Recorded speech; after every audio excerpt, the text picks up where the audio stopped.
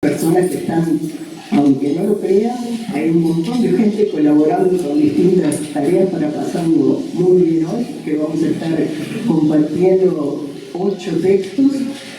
Y bueno, y este momento que, como saben, el ciclo que llevamos adelante con los escritores del taller y con invitados que en algún momento se formaron en el taller, pero siguieron su propia trayectoria, se llama Lecturas de Estación.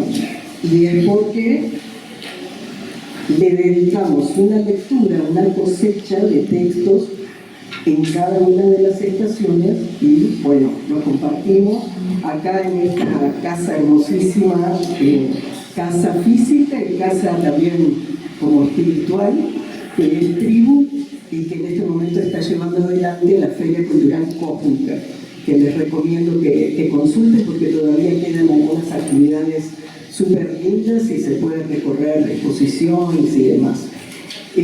Las lecturas de estación tiene una especie de excepción en verano que nos mandamos 2 lecturas, porque además coincide estacionalmente acá en Uruguay con esta especie de se acaba el mundo, cierre de año, hasta quién sabe cuándo nos volvemos a encarar la vida normal.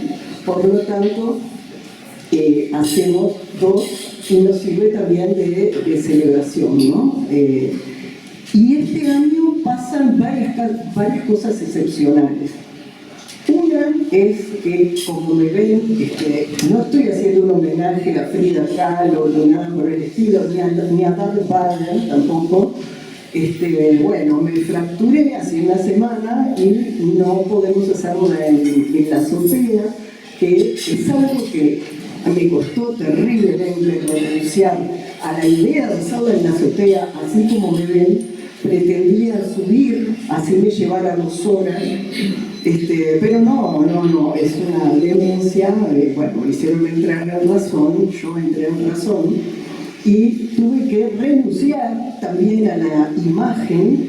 Y bueno, yo la sustituí haciendo una trampita y se lo comuniqué al resto de los participantes del taller. La trampita consiste en una imagen de nosotros haciendo una lectura extra en la azotea en algún momento del verano que viene, cuando Tribu vuelva a abrir y se recupere de todo este esfuerzo gigantesco y titánico que es Cósmica. Y bueno, es decir, vamos a hacer la revancha con una lectura, con algunas de las lecturas que disfrutemos hoy y el domingo, que es la próxima, a las 6 de la tarde. Y bueno, como dicen, no hay 2 sin 3, en este caso se va a aplicar, ojalá. Por lo menos yo me agarro esa imagen interna. Y de todas maneras quedó hermoso acá abajo, la distribución, todo lo que han hecho, la ofrenda. Siempre tenemos una ofrenda en la estación, que cada uno colabora con lo que le parece que le sugiere esa estación. Y bueno, nunca sabemos cómo va a quedar hasta que queda. Y ahí está, la pueden ver ahí afuera, la hicieron ahora, hace un ratito nada más. Y la otra cosa excepcional era esta, ¿no? La de hacerlo acá abajo en la planta baja. Y la tercera cosa excepcional es que hay un eje temático que nunca tenemos. Siempre son textos totalmente diversos, no hay ningún tipo de organización en cuanto a de qué se va a tratar. Pero este año, Cósmica tiene como eje, entre otras cosas, están los 50 años del golpe de Estado y todo el tema de la memoria, para lo cual están haciendo un archivo de la vida cotidiana en dictadura. Entonces, lo que dijimos fue que podíamos, si aparecían textos que tuvieran que ver con la temática, o sea, jamás escribir por encargo, ¿no? Pero si aparecían espontáneamente, nuclearlos y hacer el programa de hoy, ¿no? Que bueno, van a escuchar la mayoría de los textos, están organizados en ese eje. van a ver un fenómeno impresionante que fue también azaroso, y la figura del padre aparece 3 veces, por lo menos. No sé los textos de las invitadas, pero en los 6 textos del taller aparecen 3. Y de hecho había otro texto que fue para el domingo, que era el padrastro. O sea, es muy fuerte. Debe ser por lo de Darth Vader mío, de yo soy tu padre, o algo así, que ya estaba en el ambiente de alguna manera, no sé. Bueno, esa es una. La otra, para decirles que hay un texto que sale del conjunto, vamos a decir, y no va a ser muy necesario que les señalemos cuál es. Ustedes se van a dar cuenta, pero está bueno, es refrescante que salgamos de esa como sintonía, que puede ser muy linda, muy interesante, pero hay un momento en el cual hay que volver a las cosas como de la vida encarnada, y no solo la memoria. Bueno, lo dejamos ahí. Y después de que terminemos, en realidad, ustedes dirán, pero qué raro, ¿no? Son 7 textos que tienen un eje. ¿Y por qué metió el otro? Porque lo tenía que hacer fuera del horario de protección al menor. No sé, mi responsabilidad ética, vamos a decir. Y después de eso vienen las 2 invitadas, que son Liliana Bardallo y Ana Arjona, que nos van a compartir una de un proyecto, una novela, quizás ya está terminada, no lo sé, pero totalmente madura, y otra de uno de sus libros. Y algo que quiero decir es que ahí las veo allá, que encontré un papelito el otro día que está en la lista de las personas que se inscribieron a mi taller del año 2005, que fue cuando volví a volver a Uruguay. Y ahí puse el taller de México, ¿no? Y estaban las 2 en ese grupo, en el grupo fundacional, ambas y en el mismo. Así que es un momento como de reconocimiento de una especie de trayectoria. Bueno, sin ir más lejos, les doy la bienvenida a todos. Me encanta que se haya juntado toda esta gente. Vamos a disfrutar este encuentro, y le doy el paso a mi maestro de ceremonias, Carlos. No sé, la escucho decir. Bueno, mi maestrito de ceremonias. Y yo me voy a sentar hasta que esto termine. Muchas gracias. ¿Me escuchan sin micrófono?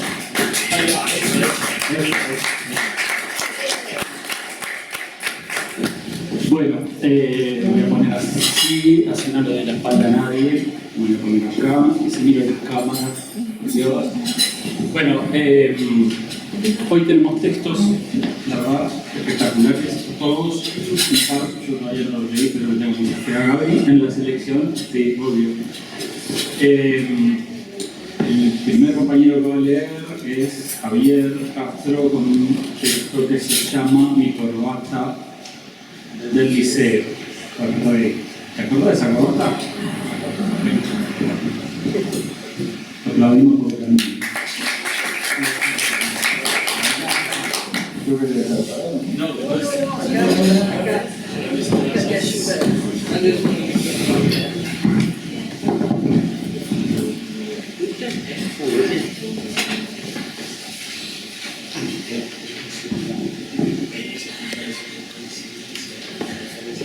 Mi corbata del liceo.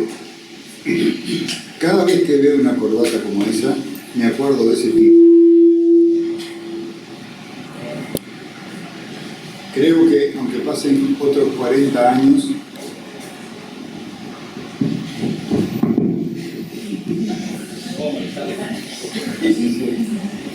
esto se corta, ¿no? La parte la cortan en el video.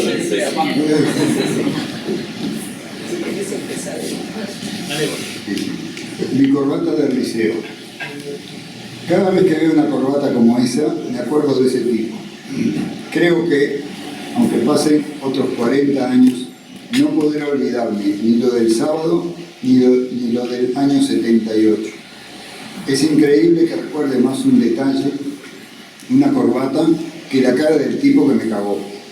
Pero claro, a esa edad y en ese momento me podía haber gritado 10 veces más que bajara la vista, que yo no lo iba a hacer. A pesar de eso, de mirarlo a los ojos, a esos ojos encendidos de odio, mi mente no registró o bloqueó de alguna forma el recuerdo de su cara. Hasta el sábado, claro. Hijo de puta. Estaba más viejo, pero estoy seguro que seguía siendo un hijo de puta. Siempre creí que la gente no cambia con los años. La gente se muestra según las circunstancias. ¿Qué más claro que el sábado en la fiesta de la nostalgia? Cuando me di cuenta de quién era, mi nostalgia se transformó y me vino una mezcla de asco y bronca. La imagen de ese tipo con esa corbata me desbloqueó la memoria. Se me apareció aquel día del 78, increíblemente un 24 de agosto también, hace exactamente 45 años. Tendría que haberlo mandado a la mierda. Sí, ya sé, decirlo ahora es fácil. Si lo hubiera mandado a la mierda en aquel entonces, seguramente ahora yo no estaría acá. Pensá que las primeras corbatas que usé fueron las del liceo. Todavía debe estar por ahí la gris, la de cuarto año. La que tenía puesta aquel día era la azul, la del uniforme. Pero este sorete, para pigiarme, solo para ejercer su poder, un poder de mierda, controlando el uniforme, el pelo largo, la pollera de los estudiantes, abusaba de todo aquel que se le antojara. Hijo de puta.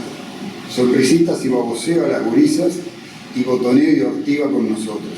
Parece que lo estoy viendo en la puerta del liceo. Oíme, pibe, esa corbata no es la del uniforme, no te hagas el vivo, ¿eh? Sí, corbata azul. ¿Sabes que esa corbata a mí me quedaría muy bien? Te la cambio.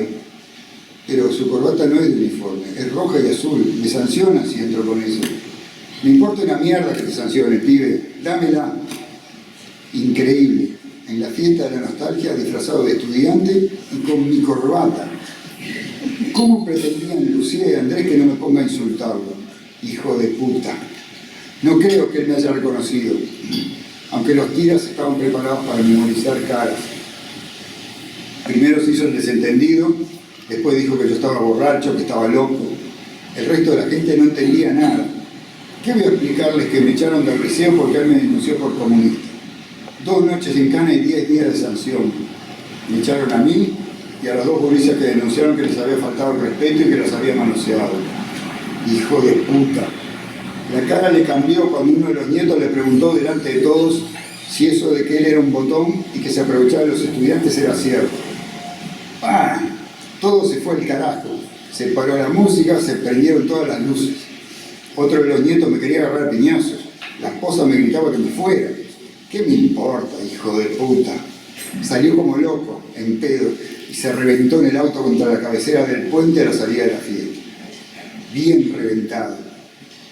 Hoy de mañana vinieron los nietos a pedirme disculpas y entregarme la corbata azul del liceo con la inscripción con virome al lado de atrás que decía Liceo 34, 1978 y mi nombre.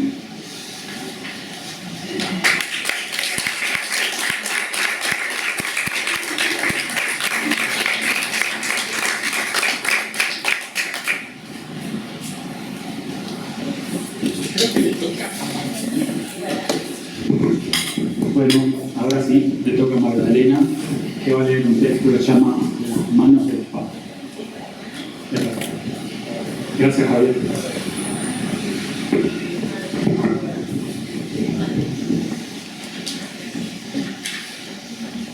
Bueno, esto también es un pedacito de las vidas en dictadura, las infancias, un terrorismo de Estado, nunca más. Las manos del padre. Llegaron, por fin conocía la casa nueva de su padre. Dejaron los zapatos y los abrigos a la entrada. Recorrió el apartamento hablando sin parar. Era luminoso y olía a calor seco.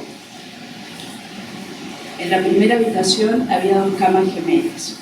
Una mesa de dibujo, igual a la de su tío arquitecto, dominaba la segunda habitación. Preguntó, intrigada por la mesa. El padre tornó los ojos y miró el mentón levemente hacia atrás, en un gesto apenas perceptible que revelaba, en idénticas proporciones, la molestia y la culpa que le generaba la pregunta, y disparó: «Esta no es mi casa». Ella, animada por el reencuentro, la falta de sueño luego de 20 horas de vuelo desde Montevideo y la impertinencia de sus 12 años, le gritó que fueran ya a su casa, que para eso había venido, para vivir con él como antes de las detenciones, la clandestinidad y el exilio. Entonces, en un acto de cobardía, él preguntó si la madre no le había contado. Ella balbuceó que no y esperó. El padre explicó que durante la visita se quedarían en esta casa prestada porque él vivía con una compañera. Sus escasas palabras alcanzaron para comunicar que estaba acordado con la madre que esa parte de su vida no se cruzaría con la de sus hijos. Entendió entonces que ni ella ni sus hermanos vivirían de nuevo con el padre.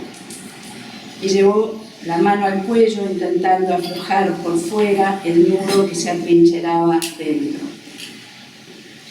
Al mismo tiempo que adivinaba los reproches atesorados en silencio por su madre, entendía al fin que su mudanza a Suecia nunca sucedería.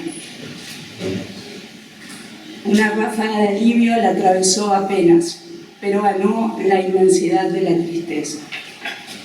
Comprendió que todas las historias tienen 1000 capas hojaldradas y lloró en silencio. La mano del padre le masajeó los ojos durante horas para que se durmiera. La misma mano que la despidió tiempo después en el andén, estirándose a través de la ventanilla mientras el tren salía rumbo a Copenhague. La misma mano que había visto marcada por las esposas cuando lo había visitado en jefatura. La mano de la foto en la que repartía volantes en medio de la nieve, solicitando solidaridad internacional con los presos políticos de Uruguay. La mano que se hundía en el mar y daba la abrazada más grande de toda la playa. La mano que le sacó las mejores fotos y horneó el mejor pan. La mano que le apoyó 1000 veces en el hombro mientras la saludaba con esa afectividad contenida igual a la de ella. Y también la mano que ella apretó con fuerza cuando él estaba en la cama del sanatorio, sabiendo que les quedaba poco tiempo y poco más, que se apretó entre manos.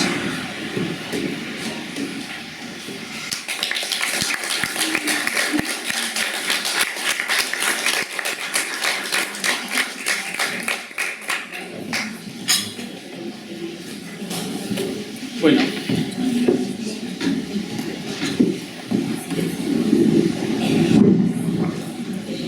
Bueno, gracias, Mauro. Ana Borrás va a leer La Salvadora.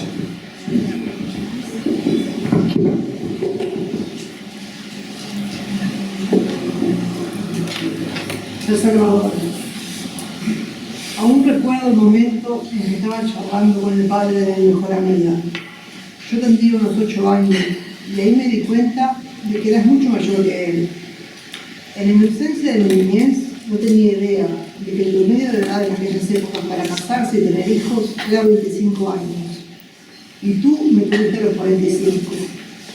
Te casaste a los 40, quizá porque tu camino aún no se había cruzado con el de más.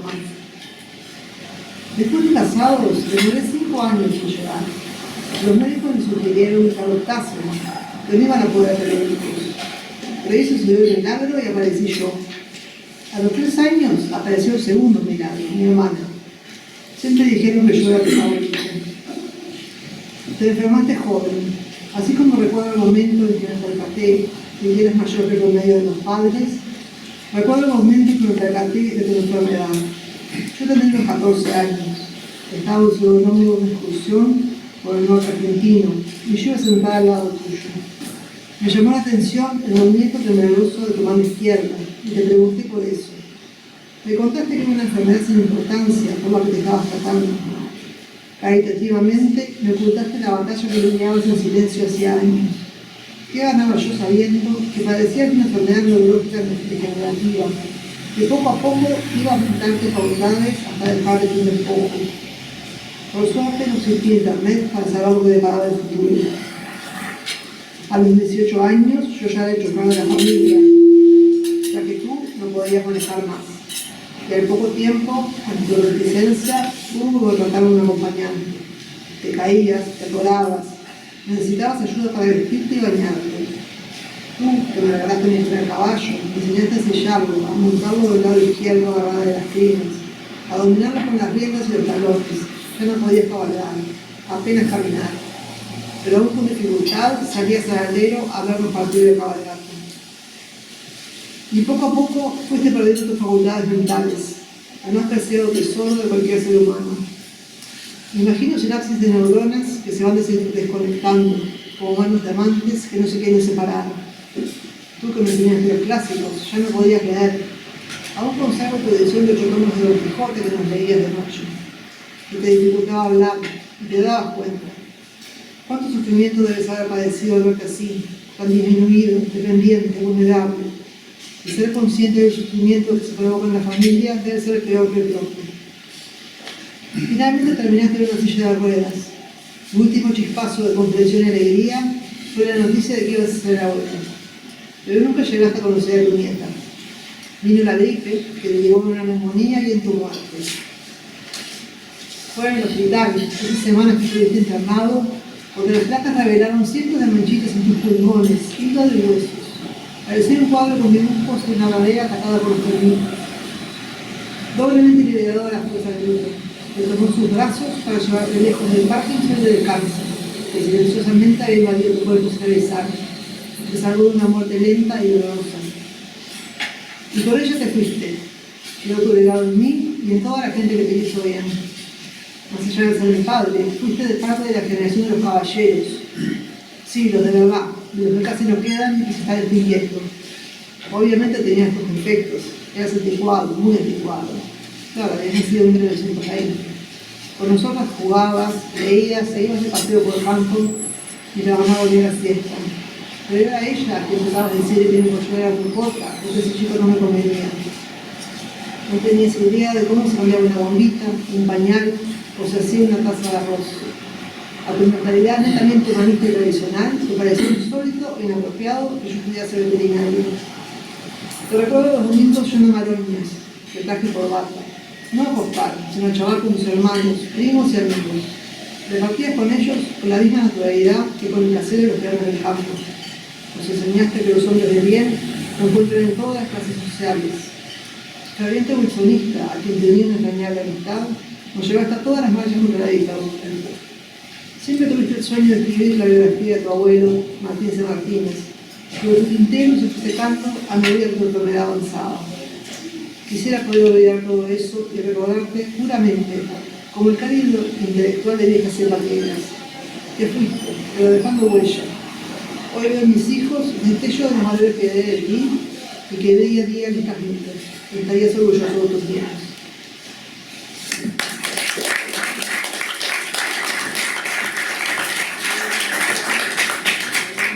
Gracias. Bueno, me toca.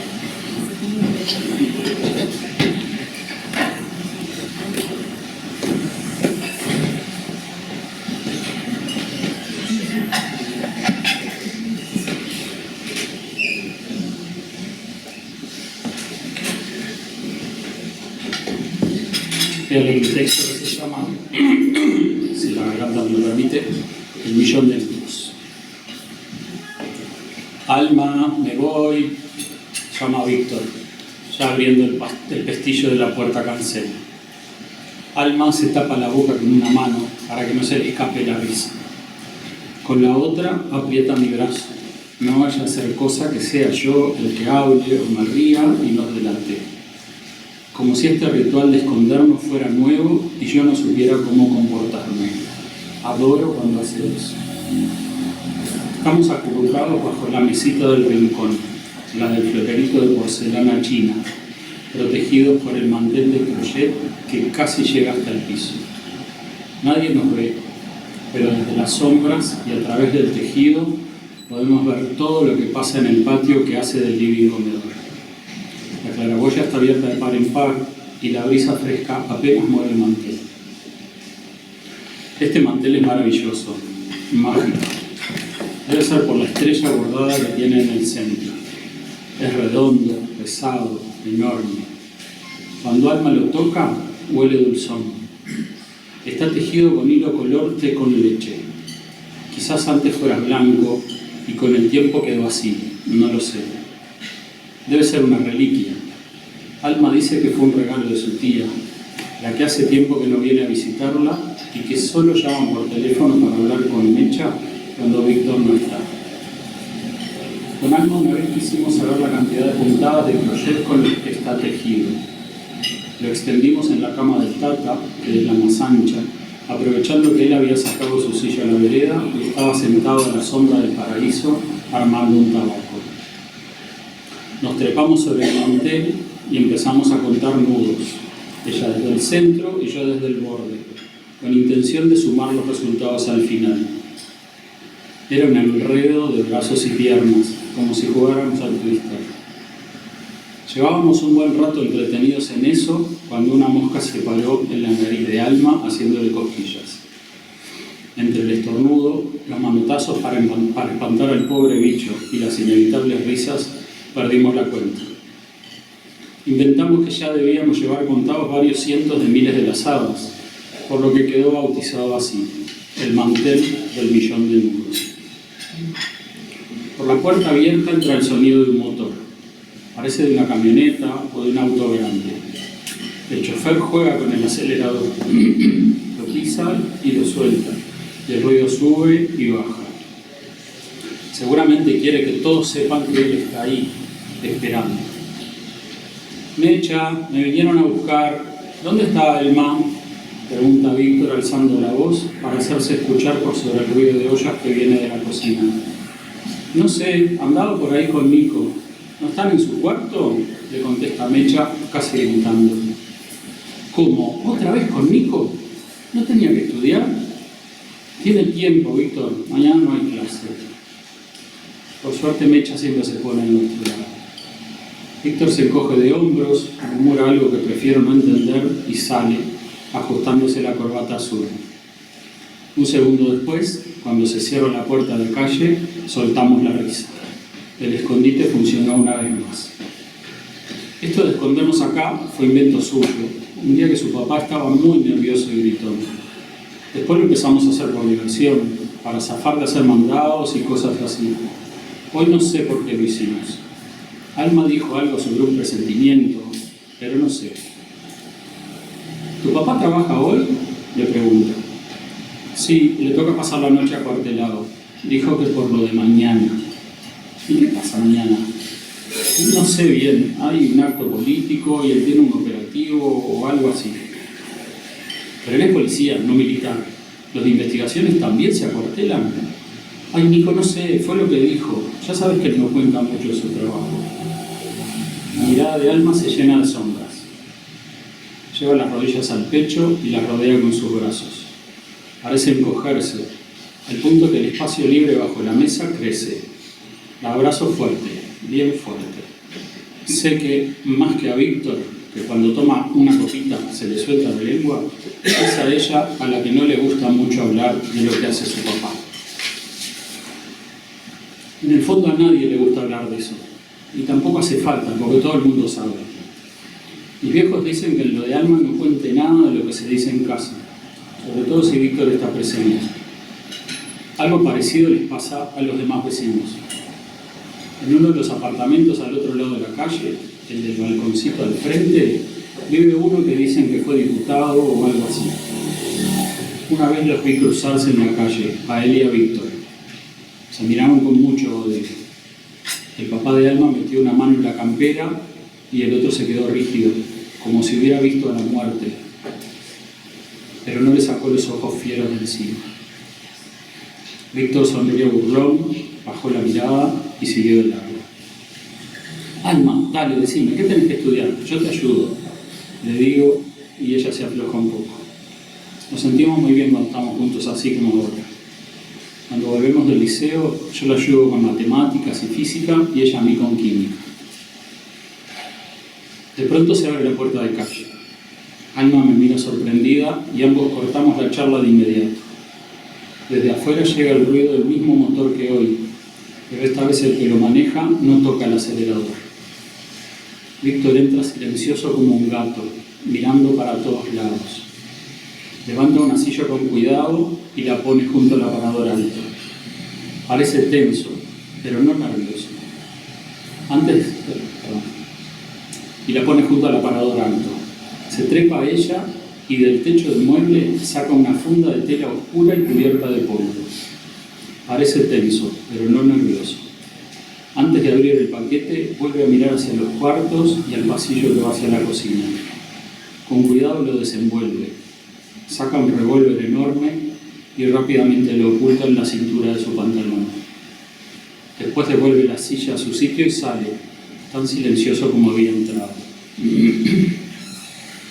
Nos quedamos mudos hasta que el motor se aleja. No entiendo nada. No nos esperábamos esto. Alma se pone a llorar desconsolada. La vuelvo a abrazar tratando de calmarla. Ella contiene la respiración y parece que se tranquilizara, pero solo por un minuto, hasta que vuelve a temblar y a sollozar. Un instante después, se suelta de mis manos y sale corriendo hacia la cocina.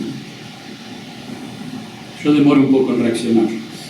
Al salir gateando de debajo de la mesa, engancho el mantel sin querer y lo arrastro. El florerito rueda, cae al piso y se rompe. El enorme círculo de crochet queda extendido sobre mis hombros y mi espalda, como una capa que antes nos protegía, pero ya no. Miro hacia atrás y la mesita, ahora desnuda, me resulta extraña, triste, desagradable. No quiero volver a esconderme ahí nunca más. Me siento en el piso, recojo el mantel y trato de doblarlo prolijamente, pero no me sale. Me pongo de pie. El millón de nudos, hecho un ovillo sin magia ni gracia entre mis brazos, ya no huele dulce.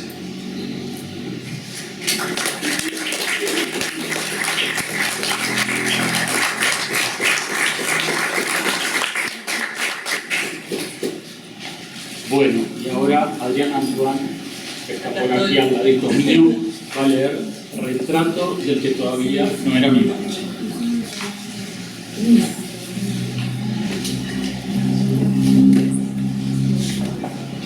Este es el retrato del que todavía no era mi padre. Era el número 211 del cuarto piso del Drenaje de Libertad en el año 72, porque todo comenzó un tiempo antes. Para mí es Eduardo Antoine, mi padre. Me resultaba extraño verte pintado en un cuadro cuando te tenía a cuerpo presente todos los días. Tu joven semblante, el pelo tan corto, los pómulos prominentes, parecían descender de algún gen aireado. Tu rostro serio sobre un fondo gris. Trataba de pensar cuándo habías posado para ese artista y cómo habías accedido a ello. La vanidad no era un rasgo distintivo en vos. Si algo no te importaba era cómo lucían las personas en su exterior. Te conocía y no encontraba semejanza entre ese hombre que se veía tan triste y pequeño y mi padre, el que reía constantemente, el que a todo le encontraba una veta de humor. Sobre todo, ver a mi padre tan grande, empequeñecido. Sin duda que la existencia de ese retrato tenía razones desconocidas para mí. Al irlas descubriendo, también comenzaría a entender tu historia, la historia de mi padre antes de ser mi padre. Lo que sé es que al final no solo comprendí tus razones, sino que también abracé tus principios como propios. Me llenó de tristeza y de admiración al mismo tiempo saber que habías sido parte activa de la resistencia y eso te había costado años y dolores en tu vida, que por cierto ya no sería la misma. La historia resquebrajada de nuestra familia tiene allí una de sus cicatrices más profundas. A veces pienso que colgaste el cuadro en el momento que nos creíste listos para preguntar y entender las respuestas, para saber que todas las vidas valen y que al final de cuentas la familia siempre debe ser extensa, inmensa como un barrio o una ciudad o todo un país. Sentiste que ya estábamos preparados para saber el significado de la palabra compañero, aunque hoy esté manoseada y suene cliché. En casa esos compañeros tenían rostro e historias por detrás. Muchos ya no estaban, los habían matado. A otros tantos los quebraron para siempre. Tenían y tienen nombre y espacio en mi memoria. Juancito, Juan el Canario y Margarita, el Gaucho y Célica, Aníbal, el Negro Caroso, el Negro Antonio, Manito e Inés, Carlitos, el Mau Mau, Selene, Lidia, mi amada Viviana y Manuel. De todos estos, Manuel fue el último que conocí y resultó ser la mano que te pintó ese día en el penal. Se había puesto como meta inmortalizar los rostros cansados de aquellos jóvenes presos. No fuiste el primero ni el último que retrató en esos días oscuros después de alguna golpiza. Me asombraba el ojo negro en tu retrato. Me fue difícil verlo, pero ahí estaba, como muestra de la dureza de la vida de aquellos años. Ese cuadro me sirvió como nexo entre tu historia personal y tu particular rol de padre. Valoré a ese hombre que pretendió educarnos en libertad y predicar con el ejemplo. Entendí la importancia de tus palabras medidas, tus razones y argumentos. Antes solía pensar en todo lo que te habían hecho, en cómo habían lastimado tu cuerpo y tu espíritu. En esos momentos me reconfortaba ver tu rostro y tus ojos serenos, tal como te los había pintado Manuel, dignos representantes de tu alma fuerte.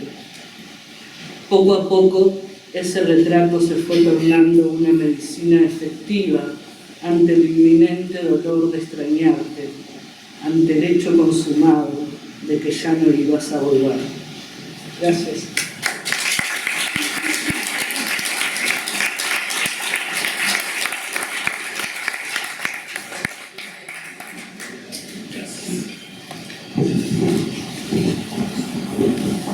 Bueno, respiramos un poquito todos. Vamos a pedirle a Martín que nos saque totalmente del clima, que nos cuente una historia que no ocurrió en los años 70, por ejemplo, y que se llama el nombre emotivo de Los Pelotuditos No Acababan.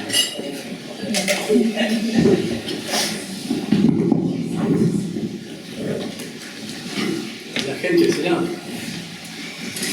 Bueno, aprovecho y ya digo flojo también, porque si no decimos siguiente. Es un texto que surge de una consigna del taller, para excusarme, de una consigna mitológica, creo que en la cosecha pasada se leyeron varios, y que según Gabriela me convenció en algún momento de que parece ser parte de algo que se está cocinando por ahí muy tarde. Así que bueno, espero que no se me escandalicen con el disparate que voy a decir. No hay menores en la sala. Y si hay, bueno, que les hablen los oídos. Si no, yo puedo, acá al lado, puedo hacer pi, pi. Ya lo aprendí. Bueno, los pelotuditos no acaban. La china llegó al salón sola, con un vestido de tela rara y finita, como de seda negra, que le dejaba expuesta la espalda y se le pegaba a la piel, enmarcándole el culo y el abdomen que parecen esculpidos a mano. Tiene el pelo ondulado y negro, con un cerquillo mal cortado que le queda tremendo, aunque a los eventos prefiere llevarlo recogido por encima de las orejas, dejando al descubierto el tatuaje de puntitos que le hizo un chamán hindú durante un ritual de purificación al que asistió en uno de sus viajes a Sri Lanka. Vino descalza, sin un solo adorno, ni una sola prenda extra, no lo necesita. Su piel siempre huele a una mezcla de arcilla seca con canela o limón, y sus ojos enormes y achinados escupen cuchillos que le atraviesan el cráneo a cualquiera que cruce su mirada. Es un faro incandescente que va fritando hombres como moscas. Todos dicen que es explosiva, que no se fuma machirulos ni huecas. A las minitas en privado por decencia, pero a los pelotudos pito chicos como vos los atiendo en público. Le gritó en medio de un cumpleaños familiar al novio de su prima, que le había apoyado de atrás, de vivo, en la fila mientras esperaban que sirvieran la torta. Se hace respetar y todos obedecen, más por miedo a su carácter reactivo e impredecible que por otra razón. Una vez la vieron escupirle la cara a un cuidacoche que era famoso por ser el plancha pesado del barrio. Le puso el lampazo lleno de detergente en el parabrisas, aunque ella le había dicho que no tenía. Esperó callada que terminara de limpiar el vidrio, bajó la ventanilla con un billete en la mano para distraerlo con la propina, y cuando lo tuvo cerca, sacó un gargajo del fondo de la garganta, lleno de saliva verde y espesa, de la que sale cuando estás medio resfriado, y se la puso entre las cejas antes de salir al antro. No consume ningún programa falopa de televisión como la gente normal, y está enganchada con las redes sociales. Si te pones a discutir de historia, de arte o de física cuántica, te da vuelta. No perdonen. Nadie le conoce una pareja ni amigos. No se sabe bien si le gustan los pibes o las chicas. Es el misterio de la empresa desde que entró hace más o menos un año. Con ella no se jode, eso lo sabemos todos. Pero a mí esto de mujer solitaria, medio misteriosa y cara cagada, que imparte miedo en la mente de todos, pero que también te entibia el ambiente cuando quiere, no puede calentarme más. Es verla de lejos y me hierve la sangre. Se me pone gomosa en el acto. Me activa el reflejo cavernícola de tocarme la pija disimuladamente por adentro del pantalón. Es una regresión inmediata a mi infancia, cuando el Martincito de 5 años se succionaba el dedo gordo con desesperación mientras miraba cómo rebotaban las tetas de Pamela Anderson, que corría por la playa con su bikini rojo en Guardianes de la Bahía. Si cierro los ojos hasta puedo escuchar la banda sonora del programa, nostalgia porno de mi infancia, inocente y pervertida al mismo tiempo. Desde hace meses que solo pienso en encontrar la forma de cogerme a la china. El miedo y el escándalo público me chupan un huevo. Haría lo que sea por sacarle la ropa y lamerla. Me pasaría la lengua hasta abajo de las uñas. De todas formas, no creo que ella me registre, porque solo una vez nos cruzamos de cerca. Coincidimos en el ascensor y le clavé la mirada como hago cuando una flaca que no conozco me gusta. La muy hija de puta se la bancó toda. No bajó la vista. No fue uno de esos trances en que los dos quedan alucinados, babeando con la sonrisa a punto de explotar como si estuvieran descubriendo una especie de flor exótica y desconocida en medio de una expedición. Para nada. Ella la sostuvo sin el más mínimo interés en mí. Solo buscaba someterme, reivindicar su posición alfa en el encuentro. Atravesamos los 12 pisos sacando las cejas de los ojos, en silencio y sin esbozar ni un gesto de complicidad que abriera la puerta de una conversación. Yo estaba más perdido que el día que tuve que cambiarle los pañales a mi sobrino. Era la primera vez que me pasaba. Siempre me jacté de doblegar voluntades, pero en esta oportunidad quedé en blanco. No tenía herramientas que fueran capaces de desarmarla. Era impenetrable. Antes de que se abrieran las puertas de planta baja, un poco por el mal humor, dije en voz alta, con un tono lo suficientemente audible, aunque tenue como para quedar indescifrable por si acaso. Todos los mitos se terminan si los encerrás mano a mano entre 4 paredes. Ella se bajó sin responder ni darse por aludida. Tampoco miró atrás. Para mí fingió la indiferencia porque estoy seguro que me escuchó. Preferí creer que en el fondo era una mina normal, incluso insegura, que no era tan salvaje como la pintaban, y así se lo conté a Fifi cuando nos fuimos a tomar un café esa misma tarde. Quería que todos supieran que la había acorralado y que la puse nerviosa, irreconocible, que se había intimidado conmigo. Cuando bajamos la dejé adelante para mirarle el culo de la forma más exagerada posible. Estaba rabioso, esperando que se diera vuelta y me descubriera, que me soltara una puteada histérica y memorable, pero nunca pasó. Desde entonces, la cruzo en fiestas y eventos mucho más seguido de lo normal. No volví a tener una oportunidad de estar cerca como para recordarle el episodio y sacarme el morbo de arriba. Verla acá me sorprendió. No la esperaba en una fiesta de disfraces organizada por Mile. Ella odia a Mile. En la empresa lo saben todos porque lo iba diciendo. Mile es la típica pendejita cheta que se crió en Carrasco. Siempre tuve el mismo grupo de amiguitas del cole, con pelazos que brillan y emanan olor a sucesivas generaciones de tratamiento con productos y shampoo caro. Son las que se sacan 1000 fotos iguales, sea verano o invierno, playa o museo. que por supuesto están buenísimos, también están buenísimos. Hizo la carrera volando porque nunca tuvo que laburar para bancarse ni un chicle. Su Instagram es uno de esos de influencer tipo lifestyle lleno de fotos de ella en la playa, con su culo tenso de selección de hockey entangado en primer plano, perfecto y bronceado, con paisajes alucinantes de todas partes del mundo de fondo. Los flacos de la empresa sí lo conocemos de memoria y nos avisamos al grupo del fútbol de los lunes cuando sube algo nuevo. En ese grupo solo circulan fotos del culo de Mile y memes porno o videitos de jugadas de Messi y del Diegote. Es de mis grupos preferidos. Mile organizó esta fiesta porque le salió la beca para estudiar la maestría en Londres a fin de año.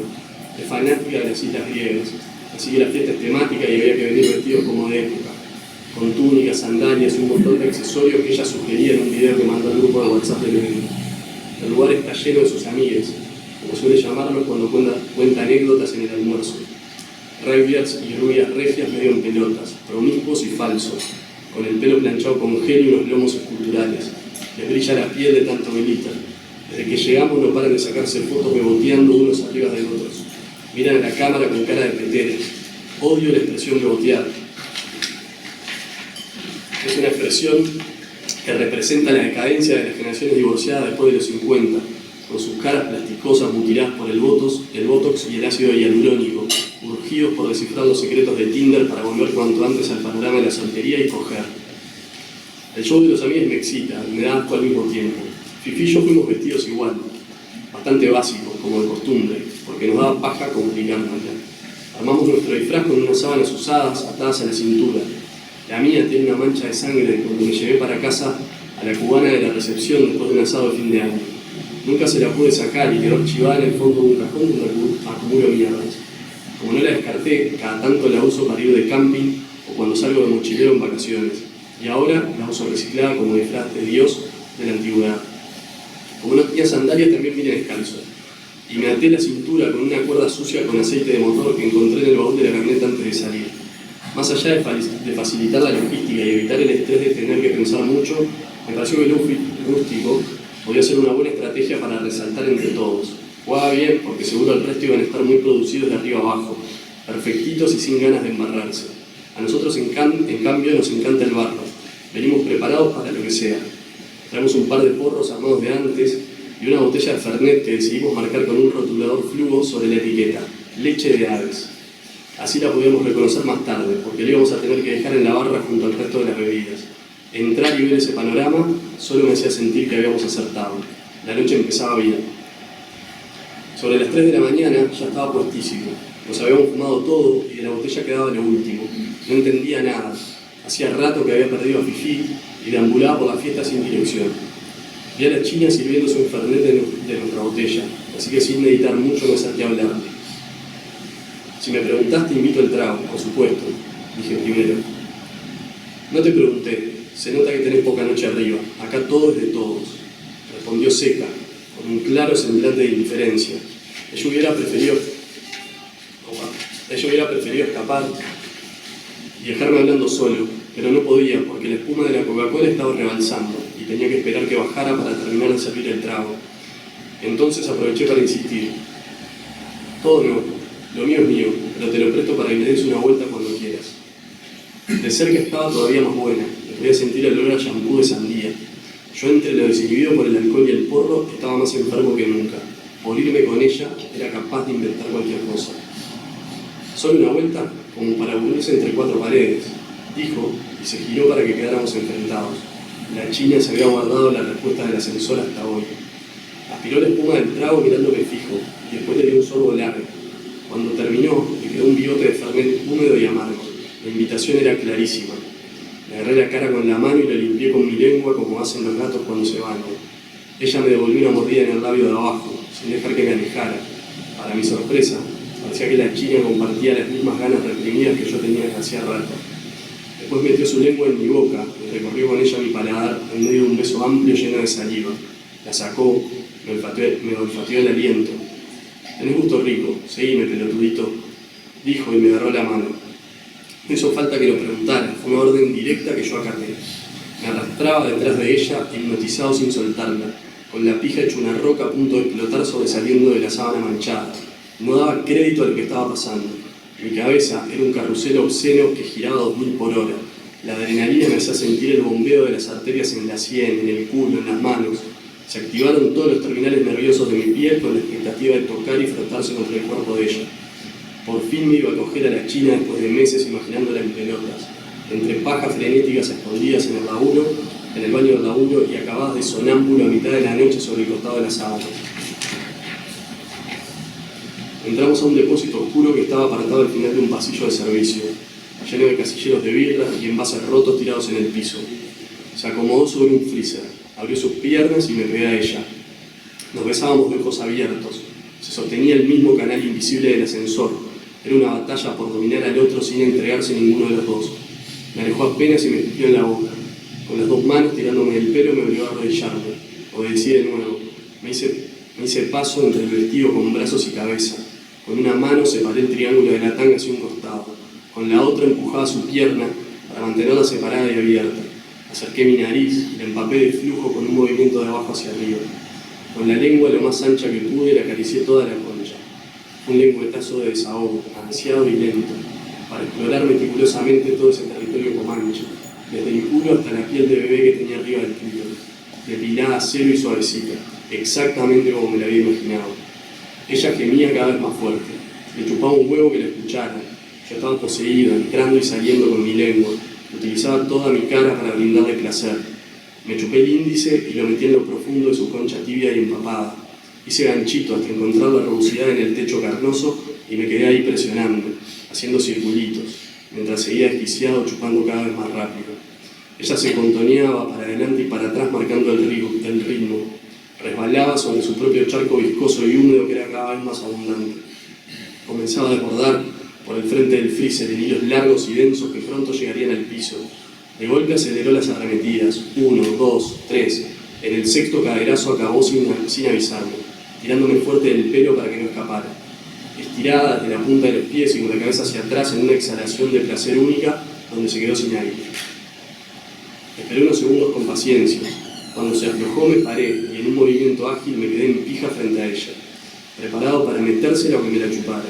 Ella en cambio tomó distancia, bajó del freezer sonriendo, acomodó despacio el vestido, choqueó los lamparones húmedos que le habían quedado y se recogió el pelo. Con una palmadita en la mejilla me dijo: guarda eso que te vas a lastimar, hoy no vas a coger a nadie, me lo invitó. Salió del depósito sin mediar más palabras, intocable y satisfecha. El episodio me dejó en un ruido durante semanas. Repasaba la secuencia sin entender un sorete. ¿Qué había hecho mal? ¿Por qué me quedé callado? Nada, inentendible, pelotudo y pajero. Me atormentaba la impotencia heredada de mi silencio en el depósito. Le escribí varios mensajes por WhatsApp para terminar lo que habíamos empezado, pero nunca respondió. Hasta llegué a preguntarme si no había sido una fantasía mía, producto del porro y el fernet, y en realidad en la fiesta no había pasado nada. Con los días intenté pasar página. Busqué a casi todas las minas que tenía agendadas en el teléfono o en Instagram.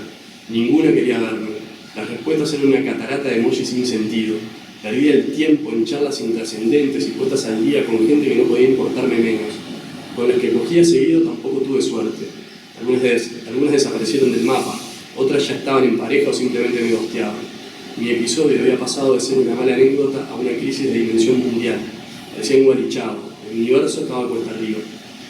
Por supuesto la seguí viendo como de costumbre en situaciones de laburo, sin que me registrara o intercambiáramos palabras. La hija de puta me desconocía como un perro. Seguía su rutina distante, inconquistable. Me cansé de ver cómo lideraba ascensores y reuniones plagadas de pelotuditos esperando su turno. Mientras tanto, yo me enterraba cada vez más hondo.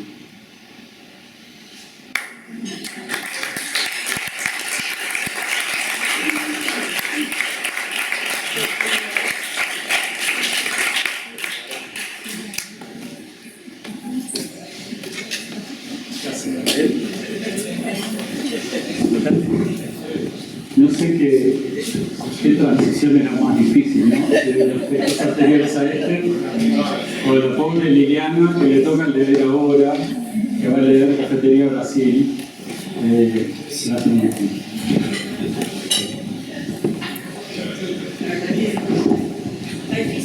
Suerte. Lo que haces. Desde el 70. Ah, sí. Pero,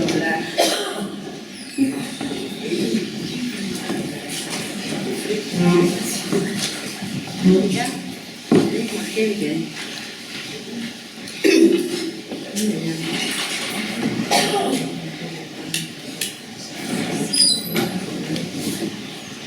Bueno, volvemos a 50 años, ¿no?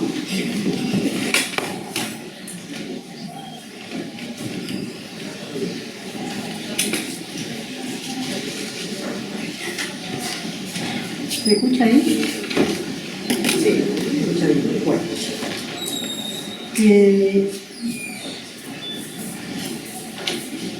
La invitación era, en este caso, para leer el texto.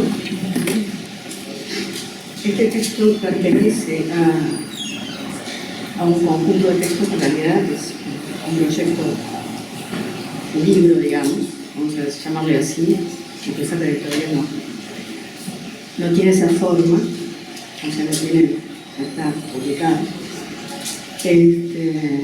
Y bueno, de alguna manera fue un proyecto de hace mucho tiempo mío,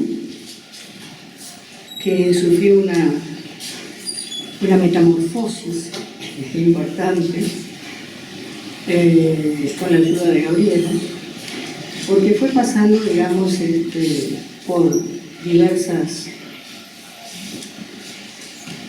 etapas, ¿no? O sea, yo soy profesora de filosofía, entonces, de alguna manera, en algún momento me planteé, yo que sé, hacer una autobiografía ideológica. Sí. Esa fue mi idea inicial. Después, yo qué sé, fui juntando de alguna manera ganas de buscar situaciones, de buscar momentos. Y bueno, y lo que resultó al final, también con la ayuda del taller, ¿no? Lo que resultó al final fue un texto que recoge, digamos, toda una serie de situaciones, algunas mías, otras no mías, otras referentes al tema de la memoria en general, o sea, y las recoge de la manera siguiente, o sea, en realidad lo que sucede es que hay una persona, la protagonista, que en realidad soy yo,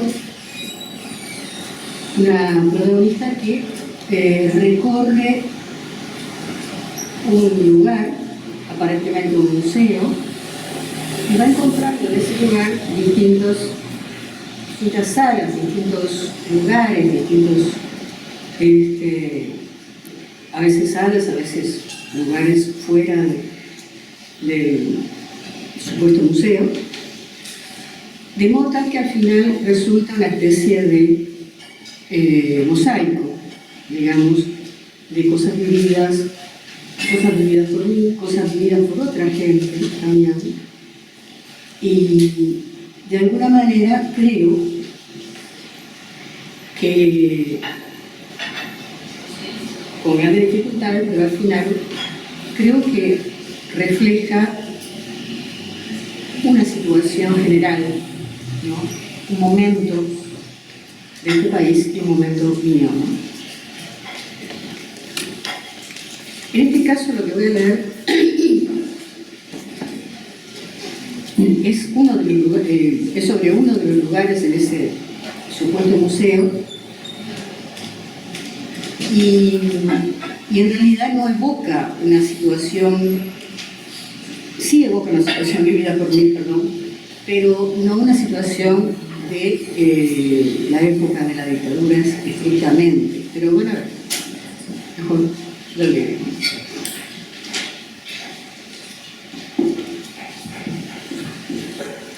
Cafetería Brasil. Este rincón no lo había visto antes, o de pronto no había reparado en él, porque casi no puedo creer que haya algún sector del museo que no haya visitado. Está cerca de un par de palmeras del patio, y si no estoy equivocada, es una cafetería. Tendrían que avisarlo de entrada, pero debe existir un cartel con flechas y luces que orientan a los visitantes hacia acá. un lugar pasible, con mesas redondas y sillas cómodas, donde poder descansar de las salas y los corredores, un refugio. Conozco algunas cafeterías de museo. Son tranquilas, porque no están abiertas al público en general. Pocas veces tienen nombre. Esta tiene un cartel, dice Brasil. Me siento en una de las mesas y pido un café. Todo alrededor me lleva una historia que viví más bien a través de los relatos, un ambiente con sillas de forma redondeada, donde se leía el diario, se tomaba cerveza y café y se esperaba que transcurriera el siglo XX. Me pregunto si estas mesas no serán las mismas que abandonó el Sorocabana hace tiempo en un remate de la ciudad vieja. Estarían bien en la cafetería del museo. La madera atrapa los sonidos y se los queda. Las voces de los parroquianos no rebotan en la carne ni se escuchan contra las paredes los ecos metálicos de la vajilla. Un señor de barba que creo haber visto antes se sienta ahora en mi mesa sin avisar y me saluda en portugués con extrema gentileza. Está vestido con elegancia. Llega enseguida mi amiga Clarisa, que se había detenido un momento en el baño. Y se ponen a hablar del congreso de filosofía del cual ellos suponen que todos venimos. Para no resultar descortés y porque aquellas personas me resultan muy queribles, trato de no desentonar. Un congreso de filosofía más o menos no me debería preocupar. Además, lo que dicen ambos me resulta tan familiar que al cabo de un rato estamos discutiendo sobre tal y cual ponencia y reivindicando las ideas de unos cuantos europeos, menos yanquis y pocos latinoamericanos. Los primeros, filósofos, los últimos, pensadores, como cualquier sábado. Por mi mente pasa randa la imagen de Einstein y Iván Ferreira en la plaza. Me entero de que el hombre de la barba es un sólido catedrático de la Universidad de Porto Alegre, que viven juntos en Brasil desde hace tiempo. En el medio mismo de la deriva teórica sobre Batman, Deleuze y Marx, yo miro a Clarisa de modo indiscreto, tratando de dibujar sobre sus rasgos de mujer hecha y derecha las líneas antiguas guardadas en mi mente de aquella casi niña venida del norte en los 70. Sorprendida más que nada de ver que sus ojos, que reían, lo siguen haciendo después de todo. En una pausa de la discusión, ella toma una servilleta de papel, la dobla, empieza a acariciarla y se pone a contar para mí cómo fue su vida en Brasil y después de salir por la frontera. Y me hace una pregunta que me toma por sorpresa. ¿Te llegó el aviso que te mandé en aquel entonces? No, ¿cuándo? Clarisa duda, se pone a calcular y dice que sería como en 1980. Le contesto que no me enteré. Y le explico que en aquel entonces estaba muy ocupada con mis hijos y no había intentado viajar. Estabas en una lista que logré ver en la oficina donde trabajaba y te mandé a avisar que no cruzaran la frontera porque si lo hacías te iban a prender. Yo niego con un gesto. Ella agrega, es raro. Cuando el amigo de Clarisa se cansa de jugar con su taza manchada de café, te empieza a hablar de becas. Luego, mira la hora. Es tiempo de volver al Congreso. Nos levantamos oscilando entre el apuro que ellos manifiestan por no perderse la siguiente charla y la velocidad que deja una conversación tan postergada con amigos queridos.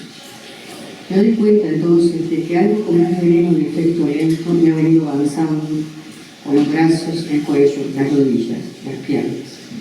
Me repiten que no quieren llegar tarde a la ponencia sobre la cruz y dejo que se adelante. En realidad, dejo de verlos, como a tantos otros. Si algo sé, es que ahora mismo no estoy yendo a ningún congreso, y entonces me da un sentimiento como de extrañeza. Es miedo sin duda, miedo antiguo, el más rancio, pero miedo de nada. Vértigo, de mirar hacia lo que pudo pasar y no pasó. Temor de haberlo entendido a Clarisa, porque quizás es verdad que en esos años mis hijos eran muy pequeños, yo estaba traduciendo un libro y no teníamos dinero. Que si no viajé al Brasil con Carlos fue porque esa era mi vida y ni siquiera lo dudé, porque me creía a salvo. Pero fue por eso realmente, si alguien me hubiese dado aquel aviso, yo podría haberme olvidado. La respuesta es sí. Ya lo dicen José Hernández y Freud, que olvidar lo malo también es tener memoria. Miro ahora los puertos cerrados. Tal vez es mejor así, que estén cerrados. ¿Qué pasaría si me apoyo en un pestillo, abro una de ellas, siento el Brasil inmenso, desmesurado, atravesando la única frontera por la que se va hacia cualquier lado, incluidos la selva y el sertón, un minuto antes de que la borre por completo el cóndor que vuela?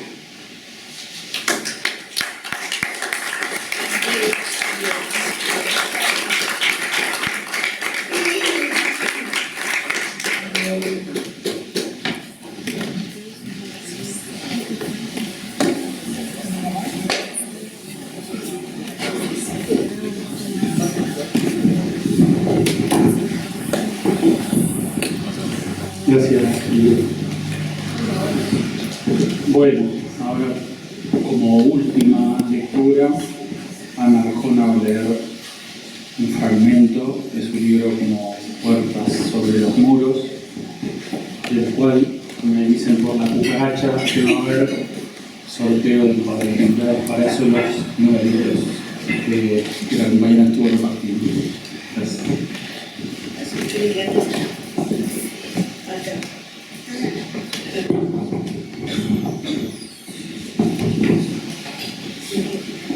Es difícil leer sin poder moverte y mirar a la gente, pero bueno. Buenas noches. Agradezco esta cosecha de verano y el espacio trigo. Estoy acá para compartir un trozo de la lectura del libro de las puertas sobre los muros, un libro testimonial y autobiográfico que abona en el deber que tenemos con la memoria, con lo sagrado de la memoria. Quiero presentarlo con un párrafo con que Hortensia Campanella lo prologó y con otro párrafo de Gaby, que escribió su contratapa. Dice Hortensia Campanella: